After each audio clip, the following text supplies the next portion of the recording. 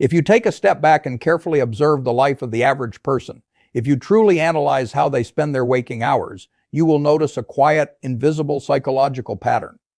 It is a deeply ingrained habit that is systematically destroying their potential to build lasting wealth, yet society actively encourages it. From the exact moment you are born, you are conditioned to believe that the word yes is inherently good. In school, you are rewarded for saying yes to the teacher, for following the curriculum without asking questions, and for blending into the crowd. At your job, you are promoted for saying yes to your boss for taking on extra work that you are not paid for, and for sacrificing your evenings and your weekends for the company. In your social life, you are praised for being agreeable, for being a team player, for being the reliable person who always says yes to every single invitation and every single request. We are taught from a very young age that saying yes makes us a good person. We equate the word yes with safety, with social acceptance, and with progress. On the other hand, we are taught to deeply fear the word no. Saying no creates immediate social friction.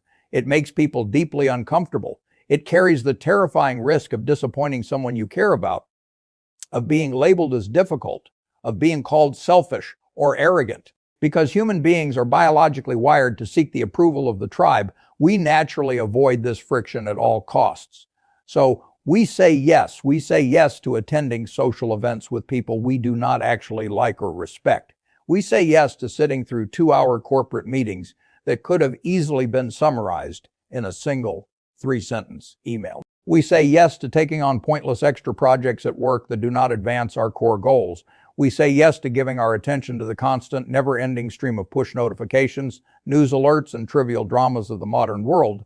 We walk through our entire lives with our psychological default setting permanently switched to yes. But I need you to understand the brutal, unforgiving, mathematical reality of the universe. Your time, your physical energy, and your deep cognitive focus are completely finite resources. They are strictly limited. Every single time you say yes to something that is mediocre, you are mathematically eliminating your ability to say yes to something that is spectacular. You cannot bend the laws of physics. If your calendar is filled with the trivial demands of other people, there is zero physical space left in your brain for the deep, uninterrupted thought required to build an empire. This is the invisible tax of being a nice person. It is a tax you do not pay with cash. You pay it with your legacy. You pay it with your financial freedom. You pay it by slowly draining away the very energy you desperately need to escape the middle class. The average person looks at a billionaire and assumes that the secret to their immense wealth must be a complex mathematical algorithm, an exceptionally high IQ, or a secret network of powerful connections. They assume that the rich person is constantly taking massive action, constantly hustling, and constantly saying yes to every new opportunity, every new business deal, and every new investment that crosses their desk. They picture the billionaire as a hyperactive machine, but this is a profound illusion. The absolute truth, the quiet secret that separates the middle class from the financial elite, is exactly the opposite. The most powerful people on this planet have completely reversed their psychological default setting. Their default setting is not yes. Their default setting is an immediate, ruthless, and unapologetic no. They do not view their time as a renewable resource that can be handed out freely to anyone who asks for it. They view their time as a sacred vault, and they guard the door to that vault with extreme violence. They understand that true wealth is not the accumulation of luxury objects or the approval of strangers. True wealth is the absolute, unquestionable control over your own attention. In the next 20 minutes, we are going to explore the deep psychology of rejection. I am going to show you exactly why your deep desire to please other people is the exact thing keeping you poor. We are going to look at the daily habits of the greatest minds in business history, from modern technology founders to ancient philosophers. And I am going to teach you the specific mental frameworks they use to fiercely protect their focus. But before we look at the philosophy of other titans, I want to share with you a principle that I have lived by for my entire career. It is a very simple rule, but it is the bedrock foundation of everything I have ever built. And if you truly understand it, it will completely change the trajectory of your life. Over the past 60 years, I've been asked thousands of times to reveal the single greatest secret to building a massive fortune. People expect me to give them a complex formula for analyzing corporate balance sheets or a secret method for predicting the direction of interest rates. But my answer is always the same, and it usually disappoints them because it has absolutely nothing to do with finance. My rule is this. The difference between successful people and really successful people is that really successful people say no to almost everything. I want you to let that sink in for a moment. Really successful people say no to almost everything. This is not just a catchy slogan. It is a mathematical necessity for survival in a hyper-competitive world. To understand why this rule is so powerful, you have to understand the paradoxical danger of early success. When you are just starting out in life, when you have zero capital, zero connections, and zero momentum, you actually have to say yes to a lot of things. You have to take risks. You have to network. You have to say yes to low-paying jobs just to get your foot in the door. You have to say yes to almost every opportunity that presents itself because you are trying to generate a spark. And for a while, the strategy works. Your hard work pays off. You get a promotion. You start a small business, and it begins to generate a profit. You finally build a small amount of wealth and a decent reputation. You become successful. But this is exactly the point where 99% of people destroy their own future. They fail to realize that the rules of the game have fundamentally changed. When you achieve a baseline level of success, the world notices. Suddenly, opportunities begin to multiply at a terrifying rate. People want to partner with you. They want to invite you to their exclusive networking events. They want you to invest in their new tech startup. They want to pick your brain over a cup of coffee on a Tuesday afternoon. Everyone from your closest friends to complete strangers wants a tiny piece of your time and your capital. And because saying yes is what made you successful in the first place, because saying yes got you out of the basement and into the boardroom, your natural, deeply ingrained psychological instinct is to keep saying yes. But if you continue to operate with a default setting of yes at this stage of your life, you will trigger a catastrophic failure. You will fall into the fatal trap of spreading yourself too thin. You will divide your hard-earned capital into 10 different mediocre investments instead of concentrating it into one spectacular compounding business. You will divide your cognitive energy into 20 different side projects, meaning you will not achieve excellence or market dominance in any of them.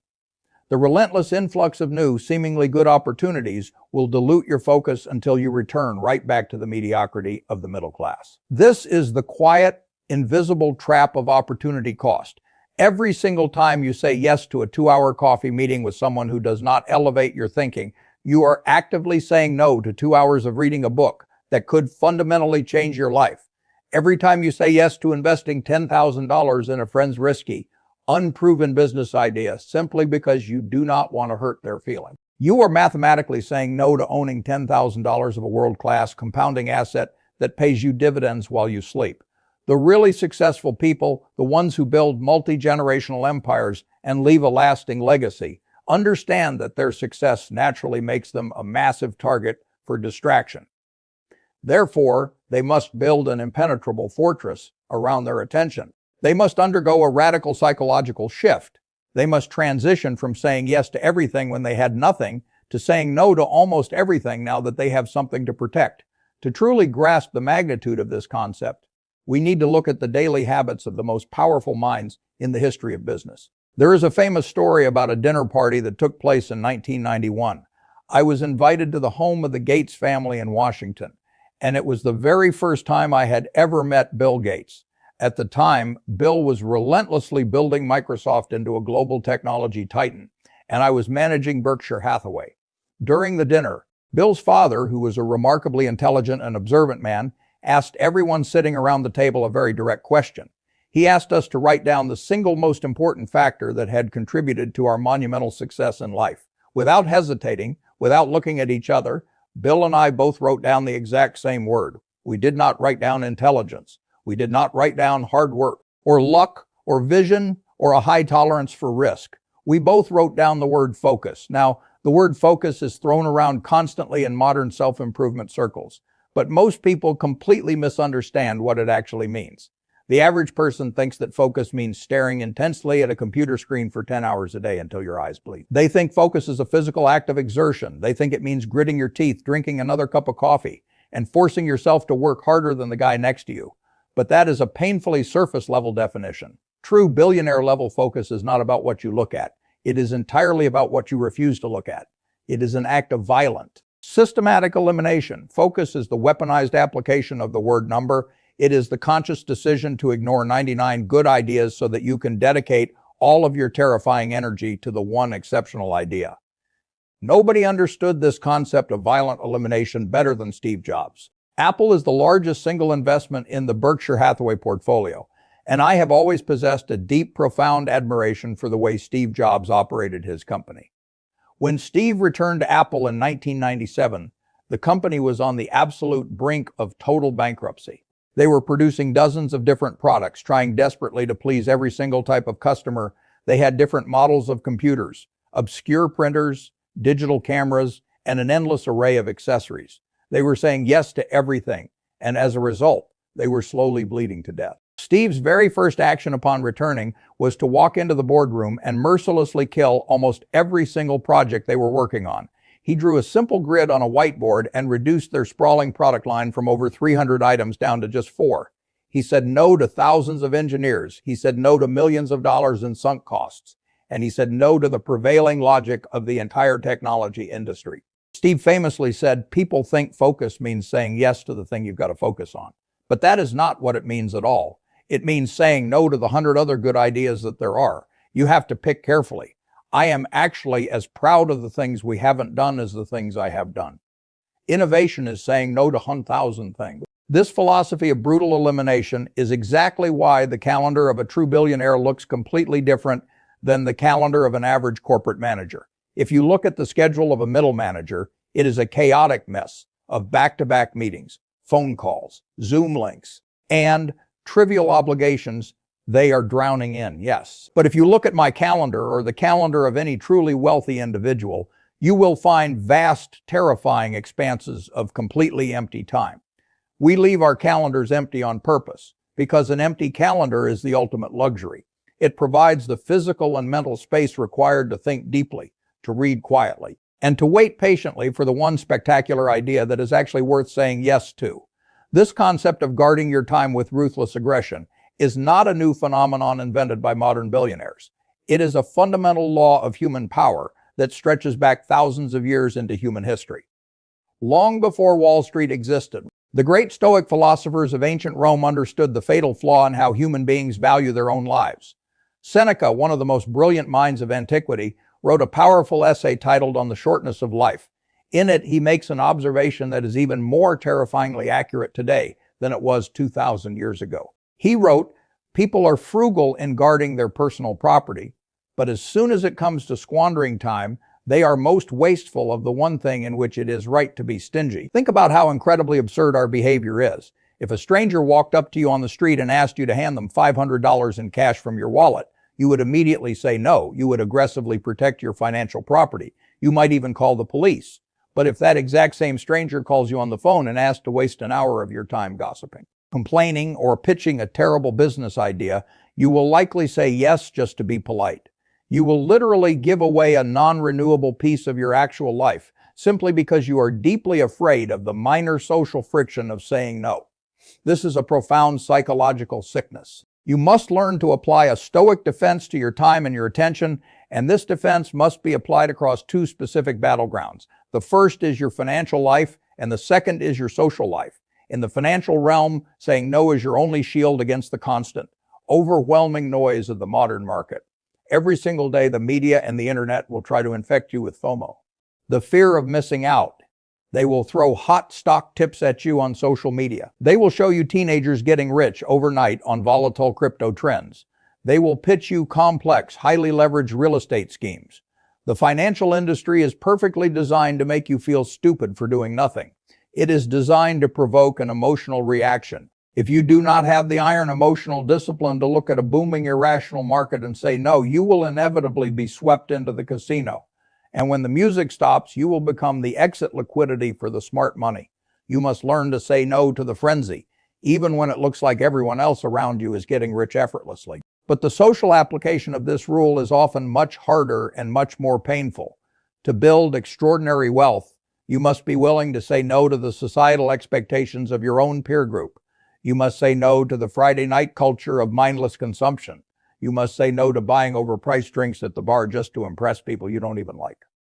More importantly, you must say no to toxic relationships. You must ruthlessly cut off the friends and even the family members who constantly drain your energy, who endlessly complain about the economy, and who try to pull you down to their level of financial mediocrity. Standing against the crowd takes an enormous emotional toll.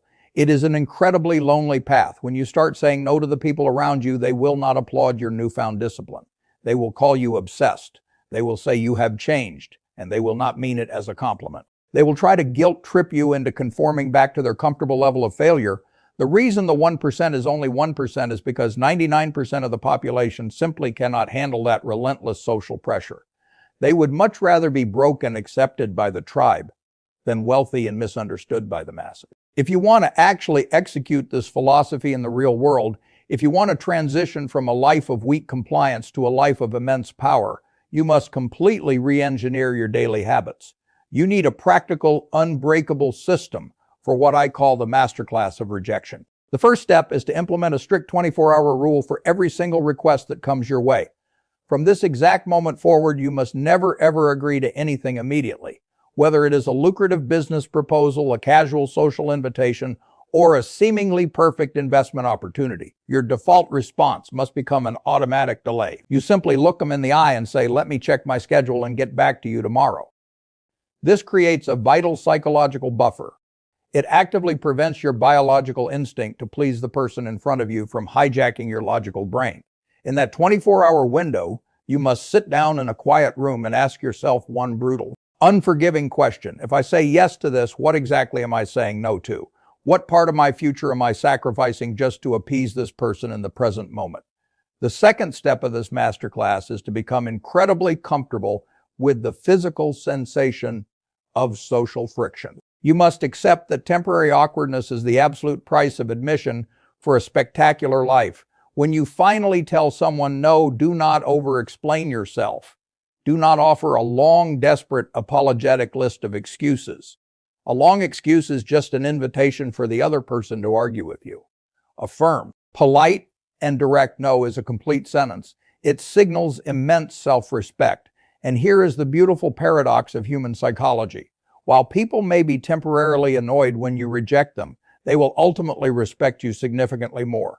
The people whose time is impossible to get are the very people that society values the highest. You must fully and completely embrace the reality that being disliked by the average person is a necessary prerequisite for exceptional wealth.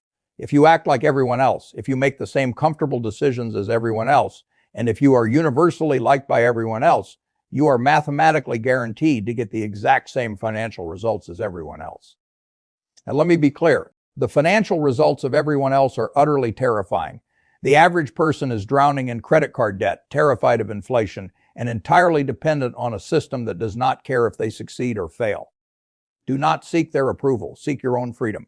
The power of no is the ultimate tool of liberation. It is the weapon you use to carve out the quiet, empty space required to think clearly. It is the heavy shield you use to protect your capital from the emotional hysteria of the crowd. When you finally stop guarding your money and start violently guarding your time, absolutely everything in your life will change. Your focus will sharpen into a blinding laser. The very few things you actually choose to say yes to will be executed with absolute perfection. You will build an impenetrable moat around your energy, and within the safety of that moat, you will build an empire. Society will constantly demand your attention, your capital, and your total compliance. The casino is always open, and the tribe will always desperately want you to conform to their level, but you hold the ultimate power in your own vocabulary. Change your default setting, learn to love the quiet luxury of the empty calendar, and always remember the fundamental rule of power. The difference between successful people and really successful people is that really successful people say no to almost everything. Now, go back to work.